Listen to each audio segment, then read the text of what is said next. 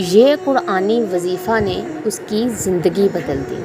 آپ بھی آزما کر دیکھیں۔ آپ نے کبھی محسوس کیا ہے کہ زندگی رک گئی ہو، نہ رزق چل رہا ہو، نہ دل کا سکون مل رہا ہو؟ ایک شخص تھا، ہر طرف سے پریشان، کاروبار تباہ، گھر میں بے چینی، نیند تک گئی، ہر دعا کرتا لیکن کچھ بدلتا نہیں تھا۔ پھر ایک دن ایک بزرگ ملے، انہوں نے صرف ایک قرآنی وظیفہ بتایا۔ بولا، بیٹا، ہر دن 11 مرتبہ سورہ دوحہ پڑھو۔ ہر دعا کے بعد بس اس سورہ کو دل سے پڑھنا شروع کرو۔ اس نے دل سے وظیفہ شروع کیا۔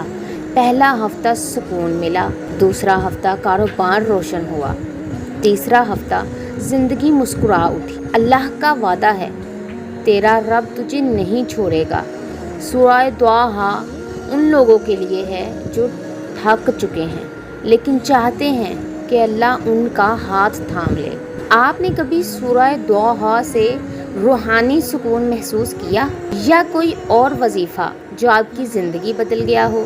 کامنٹس میں ضرور لکھیے، اور اگر یہ ویڈیو دل کو لگا ہو تو چینل کو سبسکرائب کرنا نہ بھولیے۔